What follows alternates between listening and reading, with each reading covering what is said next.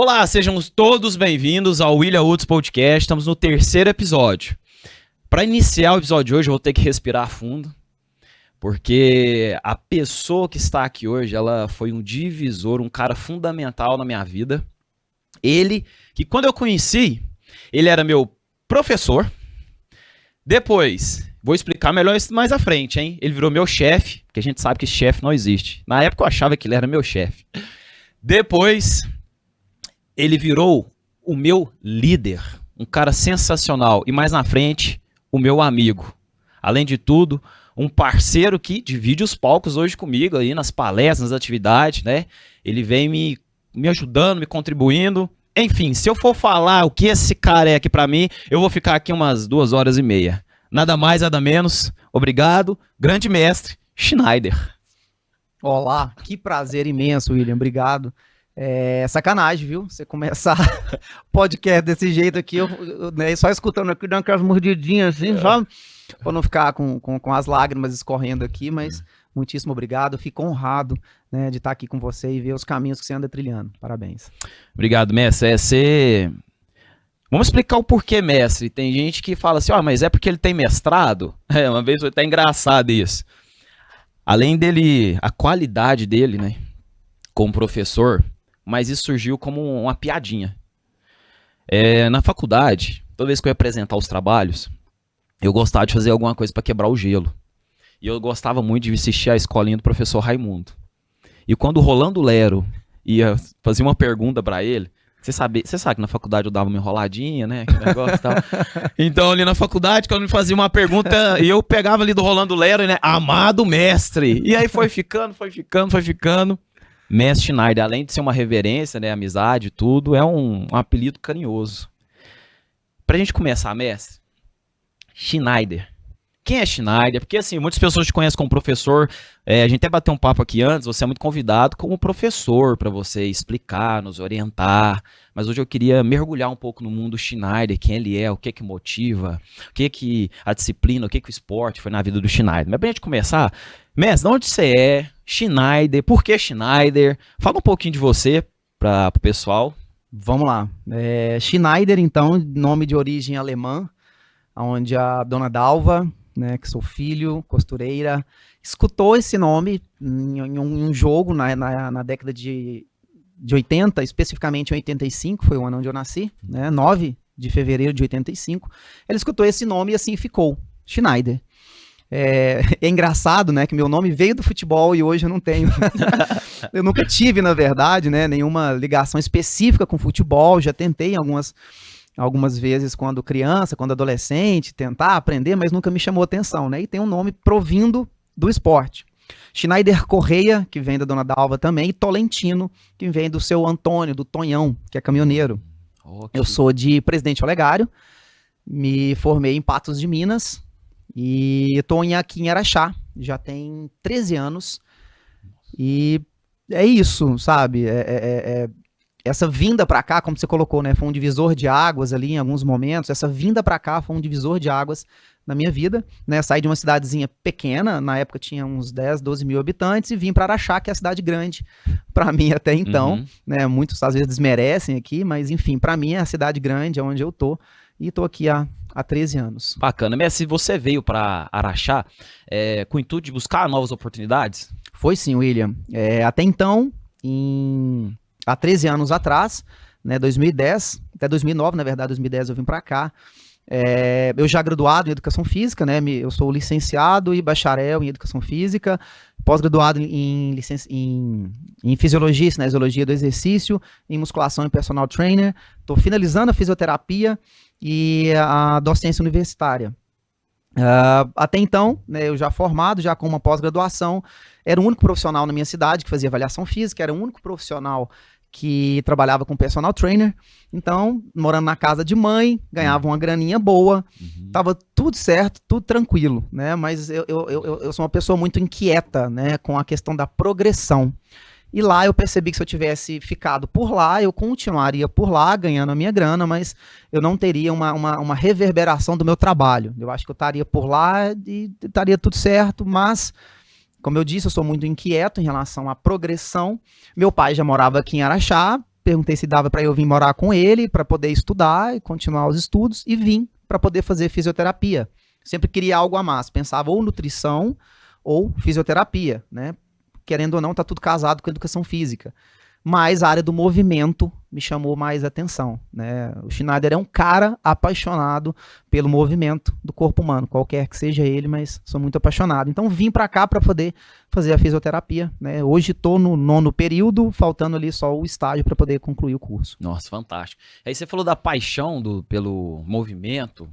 Você lembra ou o que despertou? Qual que foi aquele pack para se apaixonar, né, pelo movimento, para você seguir a educação física? Teve algo que despertou ali?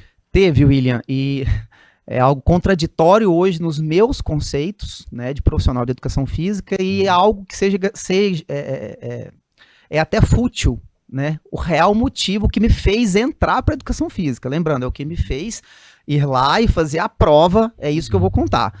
Mas hoje vai totalmente contra os meus conceitos, a minha concepção de um profissional de educação física. A gente cresce, amadurece, as coisas mudam, né, mestre? Mudou, mas ainda bem, né? Porque o que me fez ter a vontade de entrar na educação física foi ver os meus professores ali do primeiro até o 3º ano, né?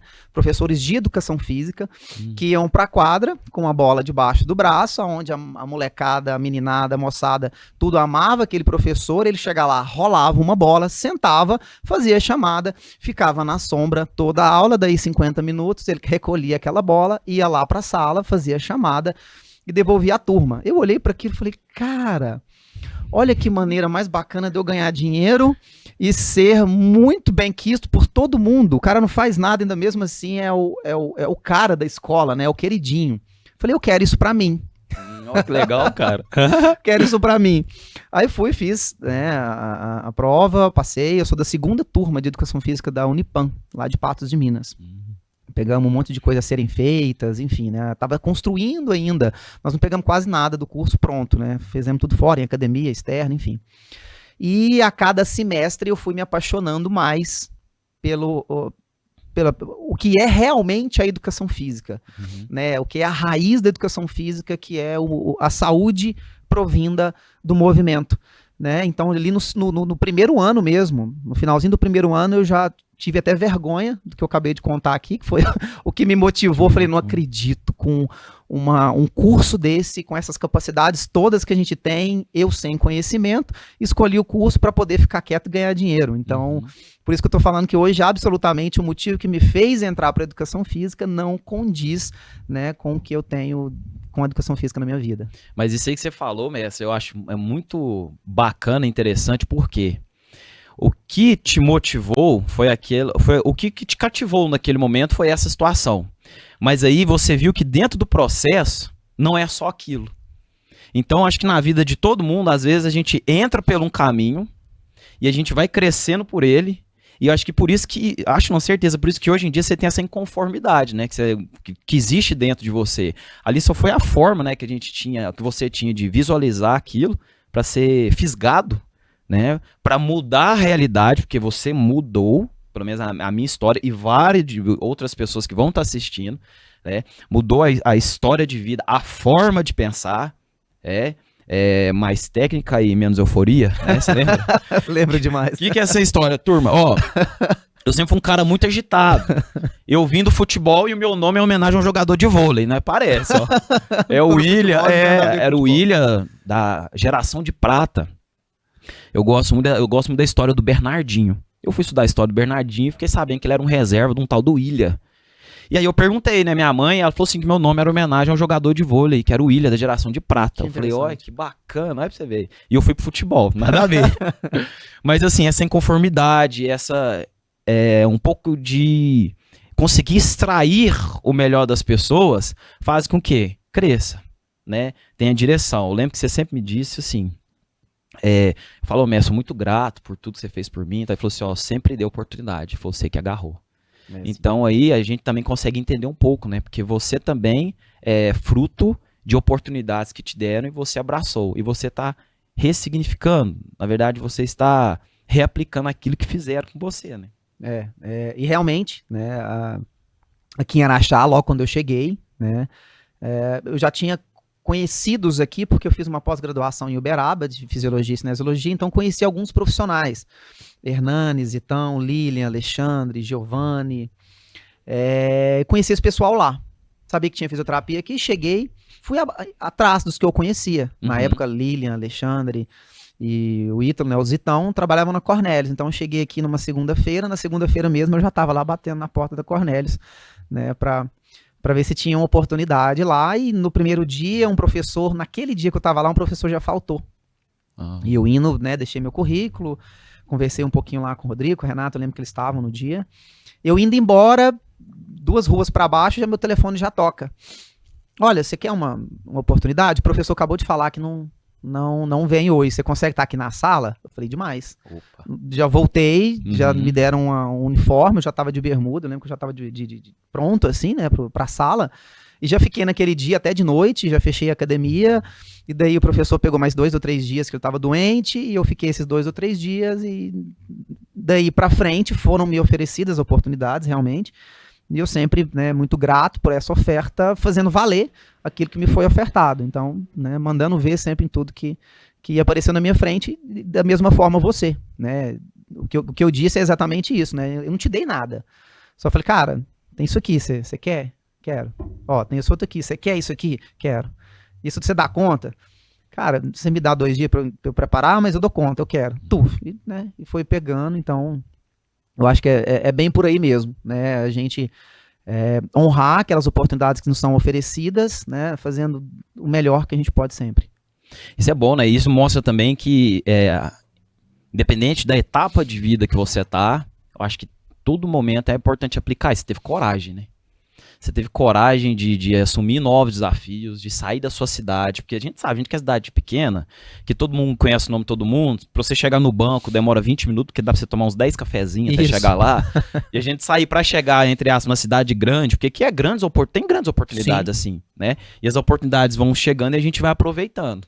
Nesse processo, a pergunta que eu gosto muito de fazer para todos que passam aqui, a disciplina contribuiu para você chegar até aqui, para você ter 13 anos de Araxá?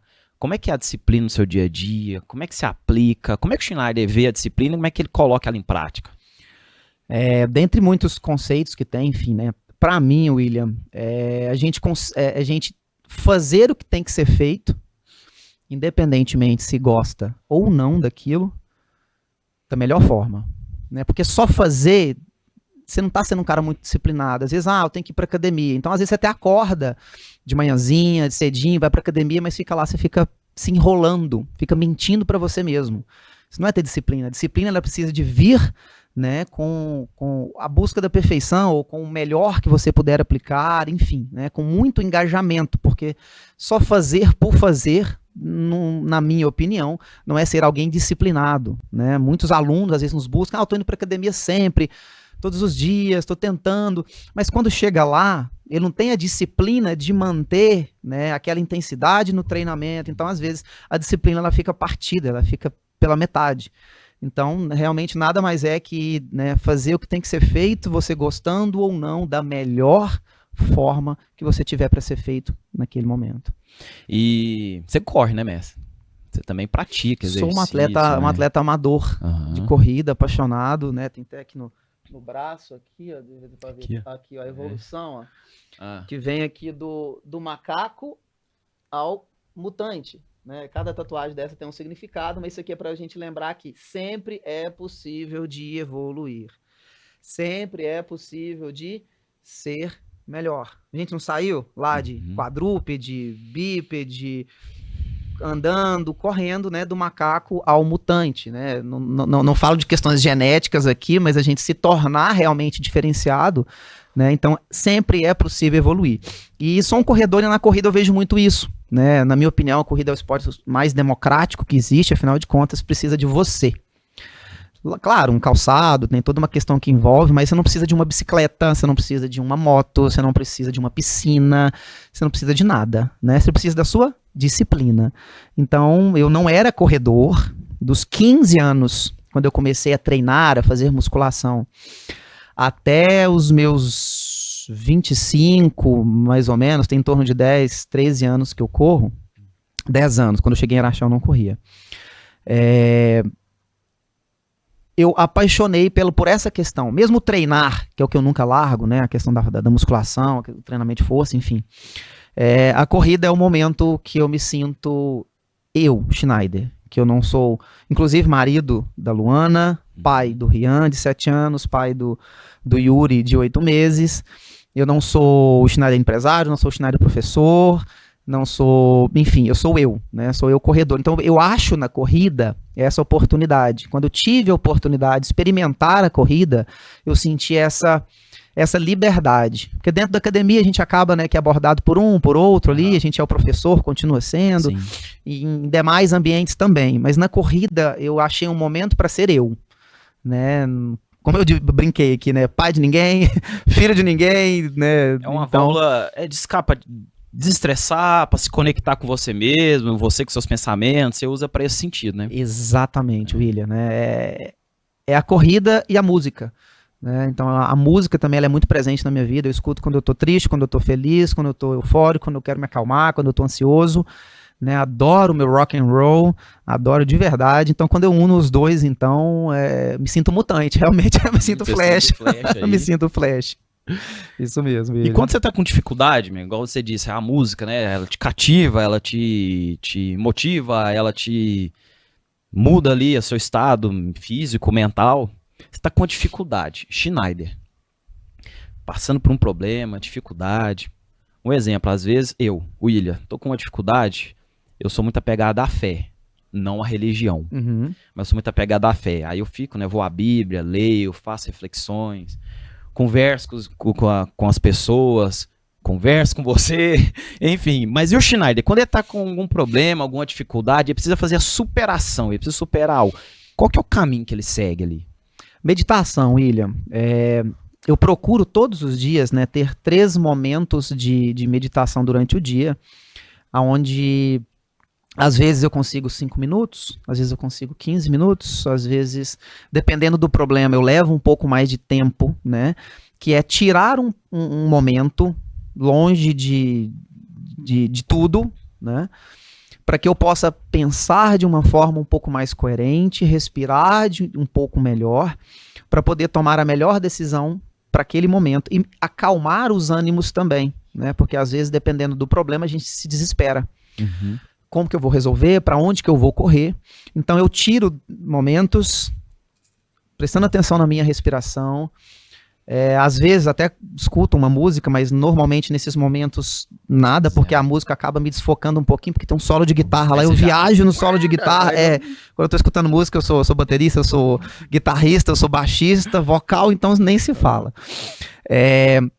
Mas eu tiro esses momentos, né? Eu gosto na parte da manhã, para que porque a gente sempre começa o dia ali com uma certa perspectiva com aquilo tudo que você tem que fazer. Então antes de começar o meu dia, ao acordar, né, eu já faço o plano, já faço a minha meditação, eu já respiro de uma forma mais calma, já faço a projeção das coisas que eu tenho para fazer, e se houver um problema que for pendente de um dia para o outro, eu já penso na solução desse problema sendo resolvido, eu visualizo ele sendo resolvido, mesmo se naquele momento eu não tenha a solução, só visualizo isso. Depois, no meio do dia, né, que já foi um bloco de trabalho, um bloco de resoluções, um bloco de dedicação. No meio do dia, após o almoço. Eu gosto de chegar, almoçar, pronto, almocei e estou em casa. Agora é outro bloco. Então, eu já tiro ali alguns minutinhos para essa meditação, que muitas vezes é um exame de consciência, né? Eu aproveito e faço junto. Como é que eu fui na parte da manhã? Daquilo que eu tinha proposto para eu fazer na parte da manhã, eu fiz da forma que eu fiz, que eu tinha estipulado para ser feito, consegui, não consegui, o que eu posso mexer? E depois à noite, porque aí tem o bloco da tarde, né? E quando eu termino as aulas da assessoria, ali por volta das 9 horas da noite, quando eu tô alimentando minhas cachorrinhas lá e tal, tudo, eu sento lá um pouquinho, também normalmente sem música, sem nada, muito raro utilizar. Eu faço a reflexão de tudo que ficou para trás e de mais um pouquinho que eu preciso para outro dia, né? Então essas pequenas pausas, elas me deixam um pouco mais coerente nas minhas tomadas de decisão. Eu não tinha isso como hábito, né? Eu passei a ter isso com a ajuda de um terapeuta, para que eu pudesse organizar e aproveitar melhor o meu dia, né? Eu tive um acidente vascular cerebral, ele foi transitório, né, isquêmico, não foi hemorrágico, teve pequenas sequelas agudas ali, eu fiquei 2, 3 semaninhas com a fala um pouco mais lenta, com uma dificuldade de movimentação do meu lado direito, e a partir daí eu procurei uma ajuda, um psicólogo, né, para me ajudar a me entender e lidar comigo mesmo melhor. E a partir daí eu fui criando, né, esses hábitos, e foi em 2020, né, já estou com 3 anos ali, que eu sempre faço dessa forma, tirando esses 3 pequenos momentos para eu pensar, respirar, ver o que eu fiz, o que eu tenho que fazer e colocar tudo na balança para poder direcionar da melhor forma. E foi um susto na época para todo mundo. Foi uma loucura, né? Todo mundo falou assim, aconteceu e o Schneider entortou. O que chegou pra mim foi assim, o Schneider tava aqui na academia, dando aula, de repente ele entortou a boca, o telefone caiu, ele tá no hospital, tá no Unimed, não sei o quê, e todo mundo já ficou assim, nossa, aí ligou pro Peraí, né? Peraí. Porque assim, né, como o médico falou... Como assim? Como assim, né? Eu sempre tive, desde os 15, como eu falei, eu já comecei a treinar, assim, eu fui envolvido com esporte a vida inteira. Eu fiz natação, futebol, vôlei, handball, enfim. Né, a minha alimentação sempre foi automática e direcionada para isso. Então, assim, que a alimentação dele é fit, que ele faz isso. Não, é o meu normal. É a minha alimentação mesmo, né? Não tinha, assim, parâmetros, né, para pensar que você ia ter um AVC. Como assim? Então, assim, para mim foi um estranhamento gigante, mas que eu sabia na hora que eu estava passando, porque, né, a gente tem um conhecimento fisiológico. Eu tentei falar, não consegui falar, tentei mexer, não mexeu, né? Então... e a gente fala que passa numa tragédia, num momento desse, né, num susto desse, passa a sua vida inteira sobre seus olhos ali em segundos, né, quando você vai para sofrer um acidente, alguma coisa assim. É engraçado falar hoje em dia, mas eu imaginei até o esporte paralímpico que eu ia praticar caso eu não voltasse, você acredita? No que tava passando tudo assim, eu falei, nossa, mas pelo menos uma perna, um braço, bocha, porque né, vou fazer isso, ou vai ser natação adaptada, alguma coisa assim. Te juro, até isso passou na minha cabeça. Mas pra ver como que foi automático que eu continuaria no movimento de qualquer forma. Porque eu sofrendo uma AVC, eu já tava pensando, que esporte que eu vou poder praticar agora? E você falou 2 coisas aí, turma, que a gente pode tirar de ensinamento, que todas as pessoas que praticam esporte... Ontem eu tava ouvindo um podcast da Hortência com o Joel, e ela diz que você falou um negócio fundamental. Quando você tá com algum problema... Você já imagina como vai resolver, se ainda não resolveu, imagina como que vai ser. Na cabeça das pessoas que praticam esporte, isso dentro do jogo, vamos supor, você vai disputar uma partida, e ali você fica imaginando aquela partida, como é que você vai reagir. Se eu tocar a bola aqui, se eu tocar a bola ali, se eu fazer isso, você vai jogando o jogo mentalmente. Isso a gente pode trazer no dia a dia pra gente resolver problemas, assim como o Messi faz. Eu também faço isso. A gente aprende isso com o esporte. Por exemplo, vou chegar na academia segunda-feira. Nossa, lá vai estar lotado. Vai ter, sei lá, vou atender 9 pessoas, vou atender 5 pessoas ao mesmo tempo. Como é que vai ser a minha reação? Não, vou chegar lá na academia hoje vai ter ninguém, que é quase impossível. Mas não vai ter ninguém. E como é que vai ser a minha reação? Hoje eu vou participar de uma reunião. Se me perguntar isso, como é que eu vou responder? Se me perguntar isso, como é que eu vou responder? Eu tô passando por esse problema. Nossa, por exemplo, todo dia eu acordo, eu vou trabalhar às 7 da manhã. Eu acordo 10 para 7. Será que vai dar tempo? Se eu pegar o trânsito por aqui, como é que vai ser? E se meu pneu furar, como é que vai ser? A gente vai criando, né, caminhos alternativos, trazendo até um pouco da lei de Murphy, né, pra gente aí. Se não deu errado, vai dar errado. Então prepare-se para o erro e a forma que você vai conseguir resolver aquilo, né? Então acho que nós que temos que viemos do movimento, né, pra gente, olha, tem que ser feito aquilo. Não dá para ser feito exatamente o que foi, né, que foi estruturado para ser feito. Qual outro caminho que eu vou tomar? E a gente acaba trazendo isso pra nossa vida, né? E eu gosto de brincar que eu sempre tô 5 jogadas à frente, tem gente que acha que isso é arrogância. Não. Mas não é. Não é. A gente tá sempre 3, 4 jogadas à frente, porque é automático. É planejamento, sabe? Você se planeja pra quando der ruim. Como que você vai fazer aquilo reverter a seu favor? E é isso, né? Não é arrogância. Não é que simplesmente você tá preparado. Você é uma pessoa preparada, planejada. Né? A gente cria estratégias para falha, que vão acontecer. E eu vou contar um negócio em off aqui. Esse cara é tão apaixonado que ele tava no hospital dando treino lá da janela da Unimed. Não foi, mesmo? Pior que eu fui repreendido, foi mesmo. Foi, né? Onde no quarto que eu tava, assim, reto com o quarto, assim, tinha uma sacada fora do hospital. E eu tive logo no início da semana, na segunda-feira, né? Pensei, falei, já tava no hospital, né? Uhum. Foi de manhã, geralmente eu jogo o treino pro período da tarde ali pra marcando pro pessoal. Toda semana a gente muda o local. Aí eu pensei, tô indo pro hospital, possivelmente uma AVC, devo ficar lá um tempo, né? Já sei, vou marcar o treino em frente ao hospital. Eu marquei o treino da semana da assessoria em frente ao hospital, onde eu tava. Aí eu conseguia ir lá pra janela, né? O pessoal filmou, né? Filmou, exatamente. Eles lá de baixo, né? De fora do hospital, me filmando lá na sacada, gritando. O pessoal passava e eu, bora! Ajusta esse corpo aí, essa subida aqui, como é que faz? Ainda coloquei isso pra ficar subindo e descendo nas ruas ali do hospital, do Unimed, pra ficar perto e eu ficar vendo de longe, né, mas durou ali, cada dia que eu fui, eu fiquei 3 dias, né, internado lá, cada dia eu ficava meia hora de gritaria, já iam lá e me repreendiam, me botavam de volta pro quarto lá, porque eu tava atrapalhando a paz do hospital. Eu acho que além da paixão, é um outro tema que tá me incomodando bastante, a gente tá até conversando sobre isso esses dias, com o tempo a gente tá perdendo o DNA do brasileiro de competir, de ser agressivo, mas não é agressivo de agredir as pessoas, de vontade, de fome, de desejo, de realizar, de fazer. Tem uma frase que o pessoal usa, que eu acho não, totalmente equivocada, e me dói o ouvido quando eu escuto. O importante é competir. Não, absolutamente não, né? Não é. E aí você demonstrou, né, essa paixão, essa vontade. Você estando lá no hospital, mesmo assim, deu um jeito. Você passando mal, querendo dar um jeito, isso é competir, isso é viver, isso é agressivo, né, para os resultados que você quer ter. Você acha, você vê isso, qual que é seu pensamento sobre isso?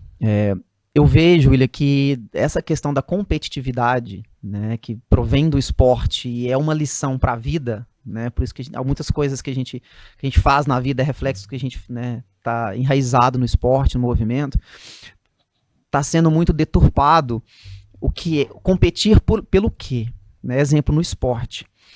Muitas vezes, né, estão competindo qual tênis que é mais bonito, qual tênis que é mais caro. No ciclismo, muitas vezes, né, qual bike que é melhor,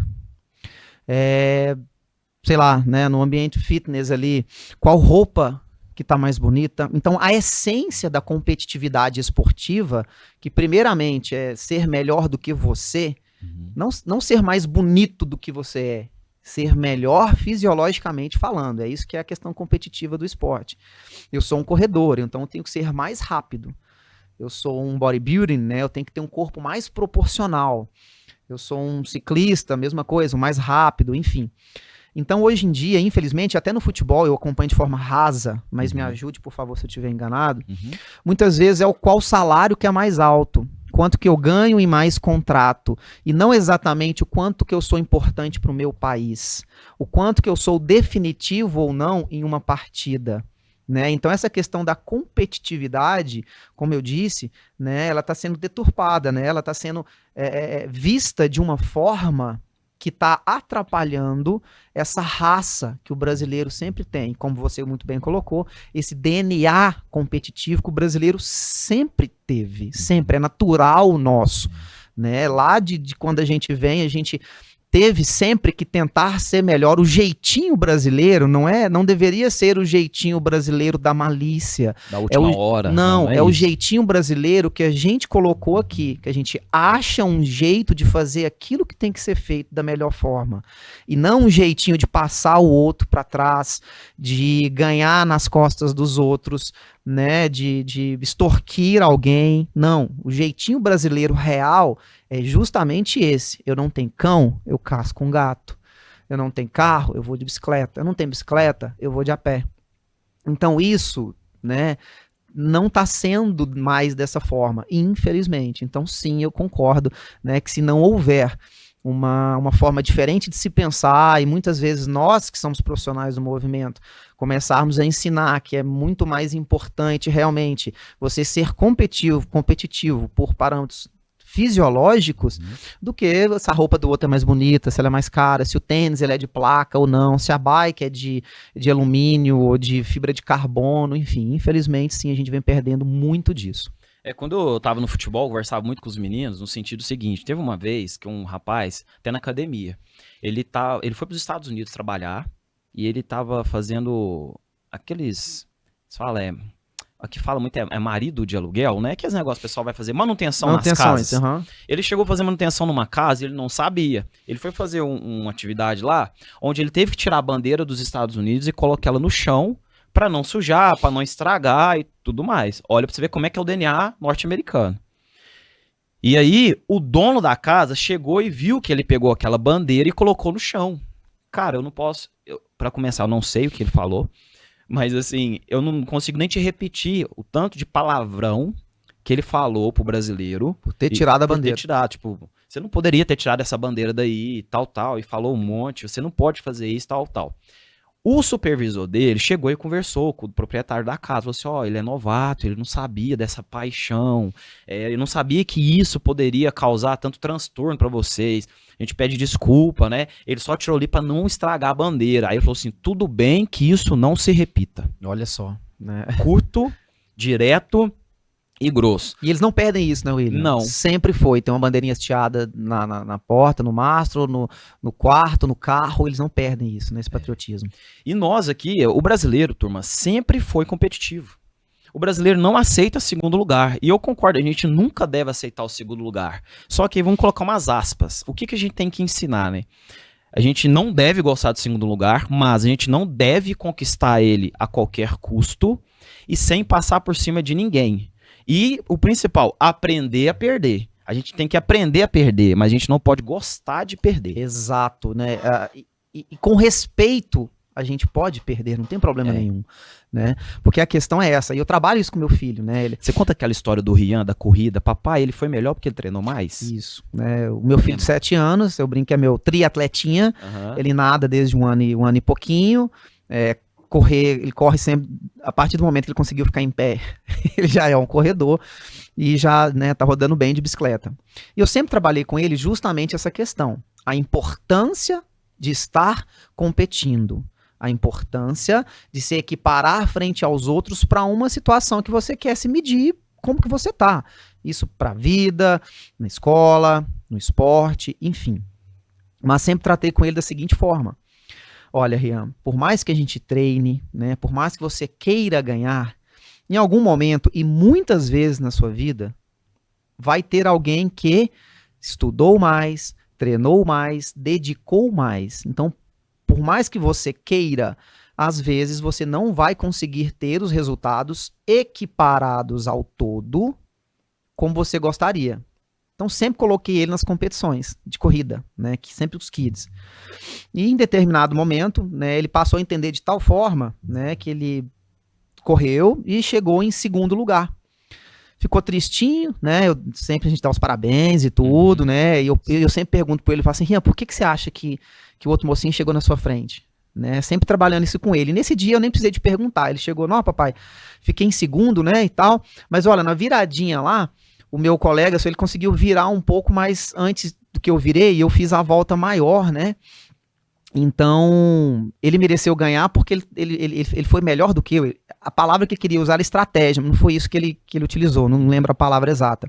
Mas ele mesmo reconheceu que ele fez o melhor dele naquele dia, mas o melhor dele não foi possível de conquistar o primeiro lugar, mas que estava tudo bem, porque foi mérito do outro coleguinha dele, um adversário, eu nunca trato como inimigo, né? Sempre é um adversário que você tem ali naquele momento.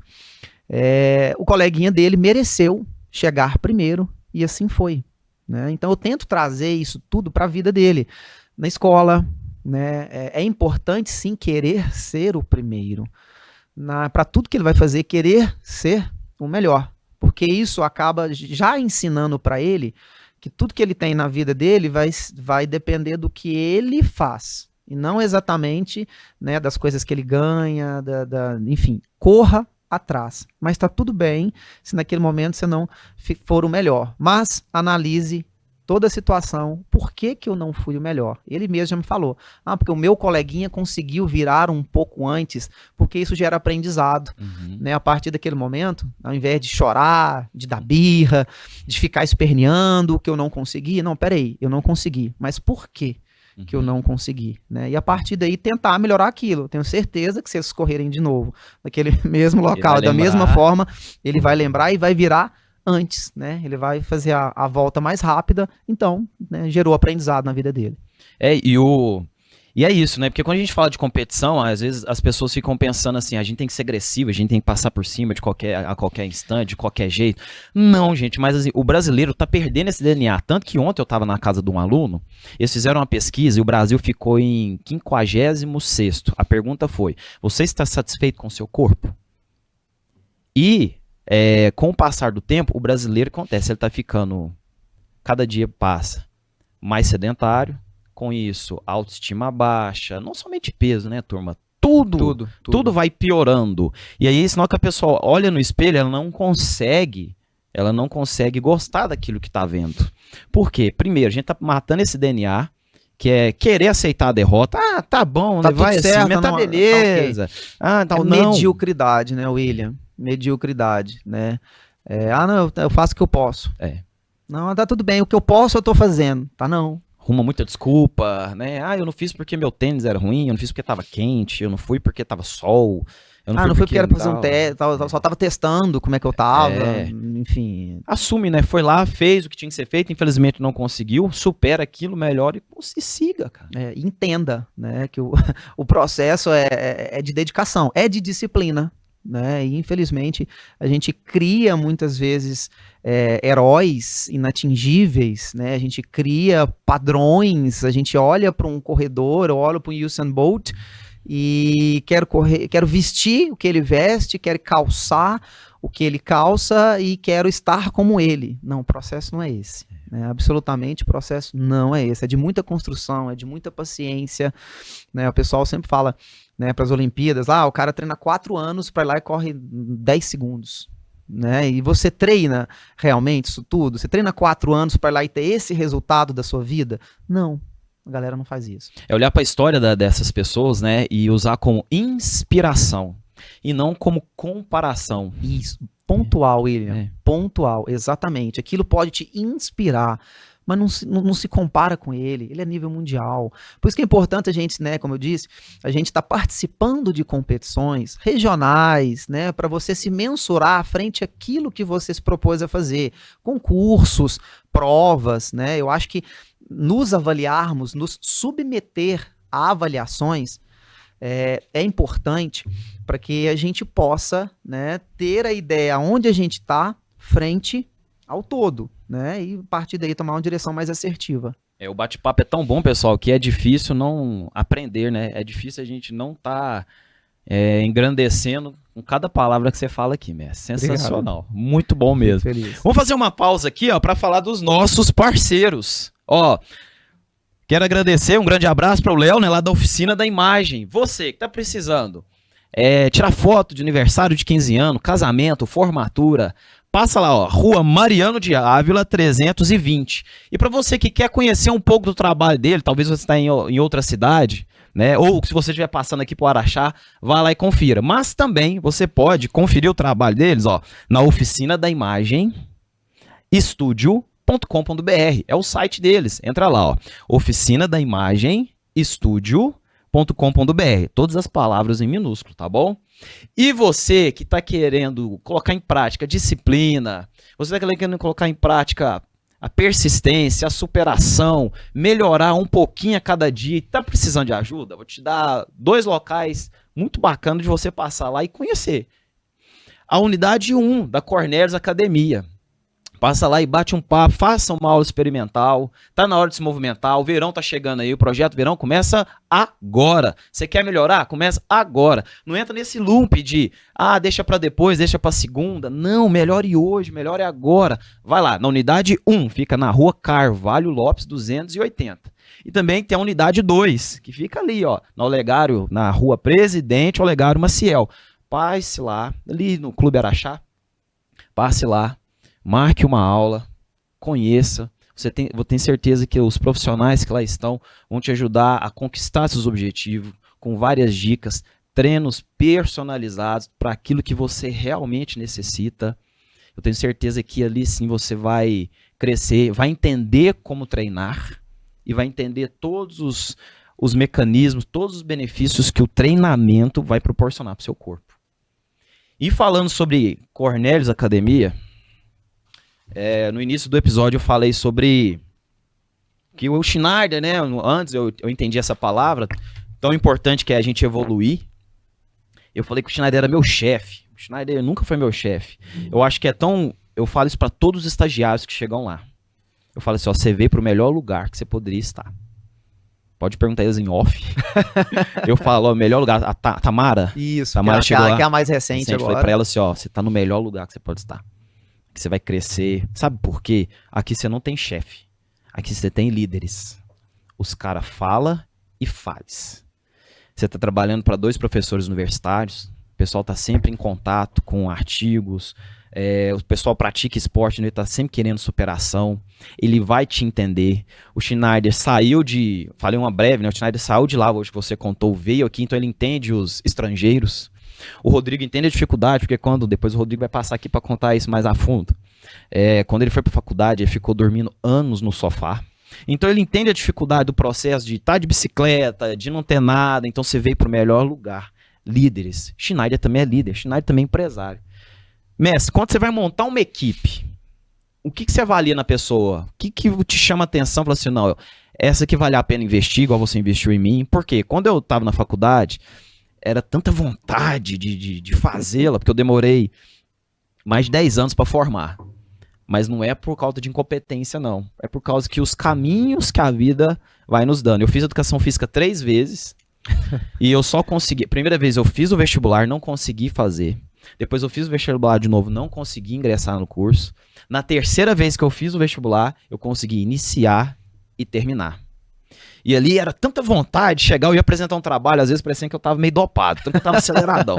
Eu, o Schneider, conversava comigo e falava assim, William, mais técnica e menos euforia. Eu lembro exatamente, só te cortando, eu lembro exatamente quando eu falei que isso foi numa aula, né, eu tava com a disciplina de ginástica de academia.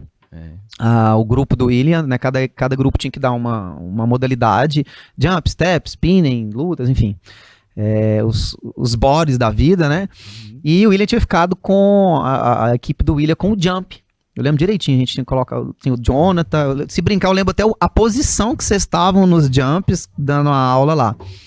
E era uma aula de jump, cada um foi lá e deu um pedaço da aula, deu uma música, na verdade, se não me engano, acho que era uma música.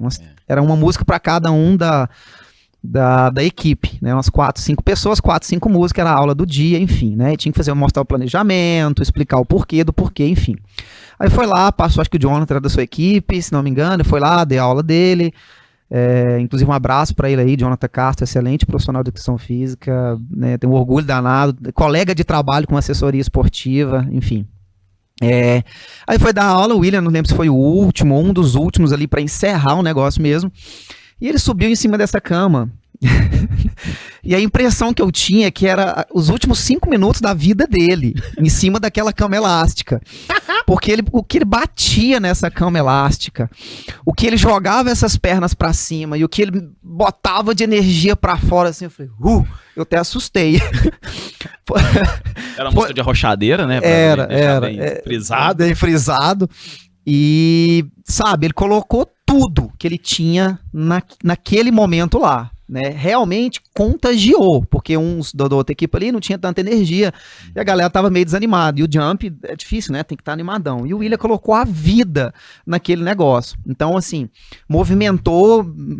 mexeu muito com a energética do trabalho dele, porém perdeu completamente o que ele estava fazendo lá, né, a técnica completa, estava pulando, não estava empurrando o jump, que seria a técnica correta, né, os braços, as pernas, de uma maneira tão intensa, mano, tão intensa que tava até cansativo de ver, assim, sabe, ele fazendo. Aí eu só fiquei pensando, eu falei, se ele trabalha com isso e trabalha 6 meses dessa forma, aí acabou, tchau, aposentou, acabou, né, aí a gente faz no final da aula, a gente faz as ponderações, fala de cada um e tudo, e do William foi justamente isso, não tinha nada a reclamar daquela energia que ele tinha colocado lá, daquela motivação, chamou a galera pra ele, deu aquela animada, mas perdeu completamente o fio da técnica, que é onde nós profissionais temos de ter, nós não somos técnicos, nós somos profissionais que tem de ter a técnica, né? Então isso traz uma responsabilidade pra gente, né, de tanto ter esse cunho que o William foi cento e todos por cento lá de motivação, de ânimo, alegria, mas nós não podemos ser, né, pessoas que não nos controlam tecnicamente, a movimentação, a gente está sendo exemplo. E se os alunos fizessem, na verdade, a aula como o William estava dando naquele momento, acabaria com todas as articulações, com tudo que tinha, com o coração da pessoa e tudo mais. Então, né, o William foi sempre isso, e é isso que eu busco nas pessoas, William, por incrível não, né? Por coincidência, né, respondendo a sua pergunta, o que eu busco? Vontade. É isso. Naquele momento, mesmo sem você me dar muita técnica, eu vi que você estava com uma... Tanto que eu nem te tirei ponto, por isso eu lembro também. Você estava com uma vontade diferenciada do seu grupo todo. Você estava com sangue no olho, arrepiando de adrenalina para poder dar aquela aula e mostrar que fala assim, ó, tá vendo isso aqui? Eu dou conta, né? Deu conta muito mais, inclusive. Mas é isso que eu busco nos profissionais, né? Quando eu converso com uma pessoa, eu gosto muito de estudar PNL, né? Programação neurolinguística. Então, né? A questão de tom de voz, o jeito de olhar, o jeito de conversar, as microfeições faciais, o jeito que o corpo conversa, eu sou muito atento a isso. Pra gente pegar as entrelinhas, né? Então, sempre quando eu converso com alguém, eu tento perceber, principalmente para uma vaga, né? Nesse caso, para montar uma equipe, a vontade que a pessoa tem para poder fazer aquilo. Porque às vezes até com palavras ela fala, mas se eu tô de frente para ela e converso, eu percebo que não tem essa vontade. E você, né, por que a gente dá tanta oportunidade? Porque você tem vontade. É isso. Ah, não tem tanta competência técnica, como foi a questão da aula lá. Cara, mas isso é treinável. Né? A técnica a gente consegue treinar, mas essa chaminha que está acesa lá dentro e que vira um furacão quando precisa, que é ter essa vontade enraizada, a pessoa não consegue desenvolver isso da noite para o dia, né? E muitos já vêm com ela dessa forma, talvez pelas experiências que já tenha tido, no seu caso, né? Por tudo que você já passou, você sempre teve que fazer as coisas com muita vontade, sempre teve que morder e agarrar no chifre do boi, né? Então, assim, essa vontade é o que eu procuro em primeiro momento. E contando a história do outro lado, quando uma pessoa vai te orientar, muitas pessoas, e eu escuto isso diariamente, elas se fecham, elas não gostam, elas emburram, elas fazem biquinho. E ali eu tinha duas oportunidades. Uma, de entender o que ele quis me dizer, e eu crescer através daquilo, ou eu emburrar e falar assim, que professor chato, que cara mala, eu subi aqui, fiz o melhor que eu pude, eu achei que eu tava arrebentando. Uma coisa é você achar que tá fazendo legal, que tá fazendo certo, tá direcionado, e uma coisa é uma pessoa que tem N anos de experiência, que chega pra te orientar e te dá o toque, fala assim, legal, mas melhora um pouquinho mais nesse ponto aqui. Turma, você tem que agradecer quando alguém chega e fala assim pra você, melhora nisso aqui. Mas é claro, tu tem formas de falar. Você foi brilhantemente, né? Falou de uma forma que eu entendi, falou de uma forma que contribuiu, né? E que me levou a entender, falou assim, nossa, é mesmo? Né? Eu cheguei, tava doido demais. Falei, nossa, eu falei assim, vou arregaçar essa cama elástica aqui. Essa bateu nela mesmo. E eu, e vamos lá, e subir, me movimentar de um lado pro outro. Aí é uma coisa que eu adoro. Aí você chegou e falou assim, ficou bom, mas vamos melhorar só mais isso aqui? Eu falei, opa.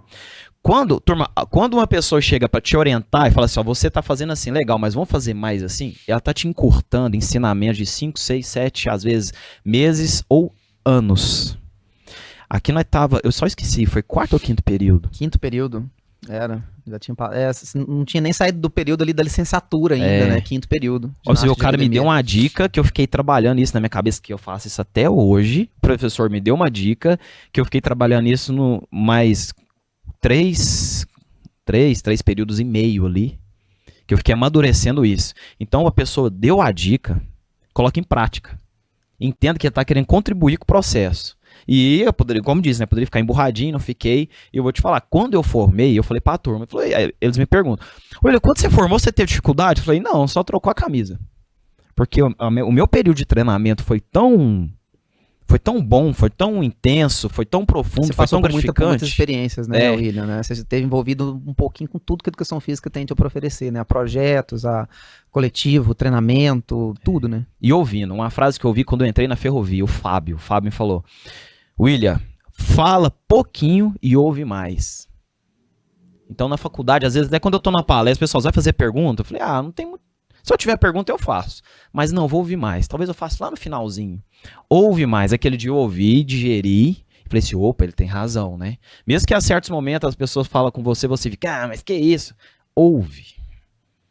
Não escuta, né? Tem gente que Isso, escuta. é uma diferença gigantesca. Escutar e ouvir, né? Exatamente. Tanto é que muitos os relacionamentos estão, né, dificultados, estão muito frágeis, né? Porque as pessoas não estão de verdade, né, ouvindo o que o outro está falando. Eles escutam, né? Chega algo sonoro aqui, tá tudo certo, né? Não tem contato visual, né? Você tá mexendo no celular, você tá, enfim, né? E não tá trazendo aquilo, não tá de verdade ouvindo e sabendo o que tá acontecendo. Você falou sobre quando você vai montar uma equipe, você busca aquela vontade, né? Busca aquele desejo, aquela gana de vencer e tudo.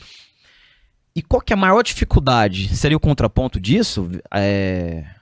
Desenvolver ou avaliar isso dentro de uma pessoa? Qual é a maior dificuldade que você encontra para montar a equipe?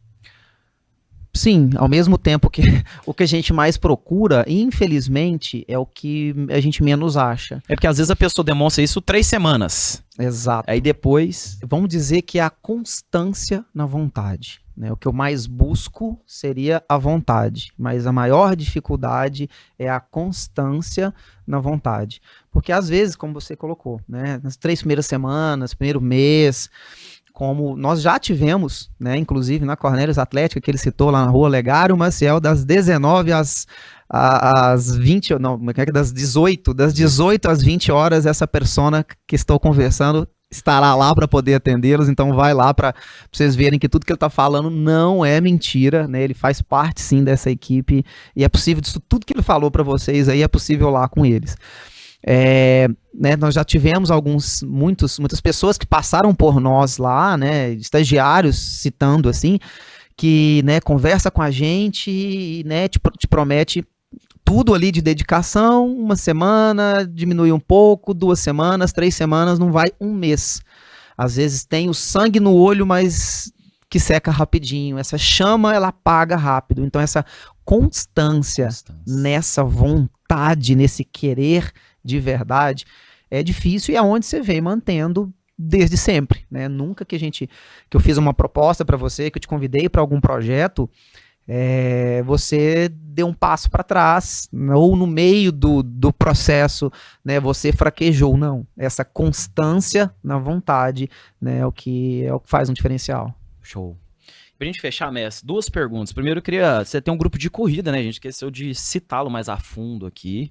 A gente ainda falou das questões profissionais, vai empolgando, né, William? Né? Mais, né? Então, Messi, você tem um grupo de corrida, né? Como é que funciona? Como é que faz para participar? Eu que nunca corri, posso ir lá. Eu que já tenho uma certa rotina de treinamento, uma experiência, também posso ir? Fala um pouquinho, pessoal, como é que funciona o grupo de corrida. Beleza, tem praticamente 10 anos que a gente está aí. Começou de uma forma mais light, mais informal, né, e a gente está com mais direcionamentos, né, já praticamente ali de 8 para 10 anos. Hoje nós temos treinos de segunda a quinta-feira, às 7 horas da noite, e no sábado, às 7h30 da manhã, aonde nós mudamos o local de treinamento toda semana, né, para ter uma pista diferente, um bairro diferente, para ajudar aquelas pessoas, um mora no Pão de Açúcar, outro mora lá no Santo Antônio, o outro mora, enfim, no centro. Então a gente sempre muda para ajudar um de um lado, ajuda o outro de outro, enfim. Onde nós recebemos pessoas que nunca correram, né? Há pessoas que já são corredores natos aí, que já estão praticando esporte há muito tempo, pessoas que vão para assessoria para ter um momento de, assim como o meu, de descarrego, né? Um momento de introversão, um movimento de meditação, estresse, para bater um papo, aquelas pessoas que querem render, né? Hoje nós temos resultados bem significativos, né, a níveis regionais, a nível nacional, inclusive, né? A gente teve uma atleta aí que foi para a Itália, representando o Brasil, no Campeonato Mundial de Skyrunning, que é uma vertente da corrida de montanha, onde a gente, né, tem altíssimas ganhos, né, corre por montanhas. E os nossos atletas, como eu disse, né, tem os que se dedicam para tal. Na assessoria a gente não aperta ninguém, a gente não cobra ninguém. A primeira coisa quando a pessoa entra, por que você está aqui? O que eu posso te entregar?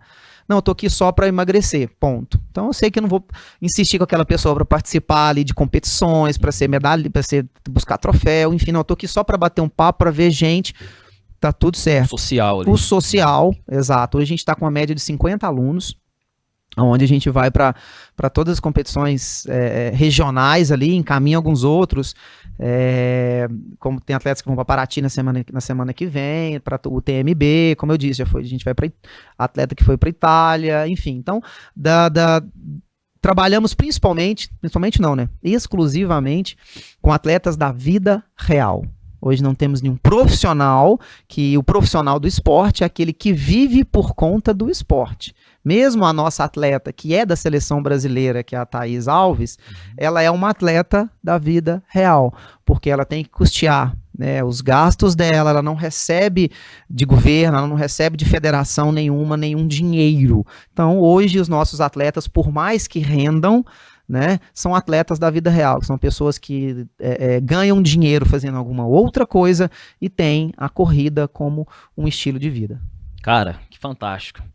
Eu acho que toda vez que a gente conversa, né, não é começa como um papo e termina como uma aula, né?